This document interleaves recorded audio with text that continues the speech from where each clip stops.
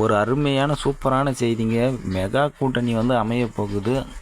தளபதி விஜயுடன் Premalatha madam வந்து கை கோக்கிறதுக்கு 80% 90% வாய்ப்பு இருக்குங்க. அவங்க ஒரு ப்ரெஸ் மீட்டில் மீட் பண்ணியிருந்தாங்க.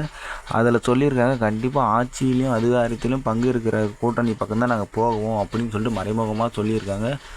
ஏன்னா ஆல்ரெடி அவங்க வந்து அதிமுகவில் இருந்து நிறைய ரொம்ப கஷ்டப்பட்டுட்டாங்க, திமுகவோட சைடு இருந்து ரொம்ப கஷ்டப்பட்டுட்டாங்க. இப்போ தளபதி விஜயுடன் கூட்டணி அமைக்கிறதுக்கான அனைத்து வாய்ப்புகளும் இருக்குது. ஏன்னா இப்போ செங்கோட்டையன் அவர்களும் வந்து இருக்கார். அதனால் பார்த்தீங்கன்னா அவங்களுக்கு ஒரு தைரியமாக இருக்கும் கண்டிப்பாக. ஏன்னா இதுதான் ஒரு நல்ல மூவிங்காக இருக்கும். ஏன்னா ஆட்சியிலையும் அதிகாரத்துலேயும் மிகப்பெரிய பங்கு கண்டிப்பாக தளபதி அவர்கள் தருவார். பிரேமலதா மேடமுக்கும் கேப்டன் அவர்கள் இல்லாததிலிருந்து அந்த கட்சியும் அந்த அளவுக்கு பெரிதாக சொல்கிற அளவுக்கு இல்லை. கேப்டன் அவர்கள் எப்படியோ எடுத்துகிட்டு போயிருந்தார். அதிலிருந்து ரொம்ப இப்போ பார்த்திங்கன்னா கீழே தான் போயிட்டுருக்கு. இப்போ கண்டிப்பாக தளபதி விஜய் அவர்களுடன் கூட்டணின்னு ஒரு சொன்னாவே போதும். இப்போ செங்கோட்டையன் அவர்கள் பார்த்திங்களா, அவங்க ஊருக்கு போன உடனே எவ்வளோ பேர் ஏர்போர்ட்டில் இருந்து அவ்வளோ பேர் காத்து கிடக்குறாங்க மக்கள்.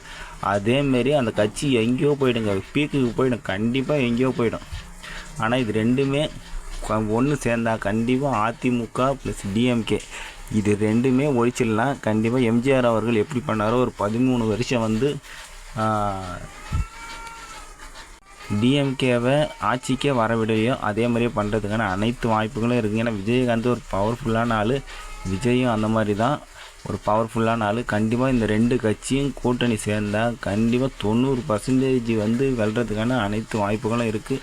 ஏன்னா மக்கள் வந்து ஆல்ரெடி அனைத்து இந்த டிஎம்கே ஏடிஎம்கே மேலே கோபத்தில் தான் இருக்காங்க. கண்டிப்பாக இந்த கூட்டணி வந்து நல்லபடியாக இருக்குன்னு சொல்லிட்டு நம்ம நினைக்கிறோம். மேடம் வந்து பிரேமலதா மேடம் பார்த்திங்கன்னா ஜனவரி 9 வந்து நாங்கள் கண்டிப்பாக சொல்லிடுறோம் அப்படின்ற மாதிரி சொல்லியிருக்காங்க.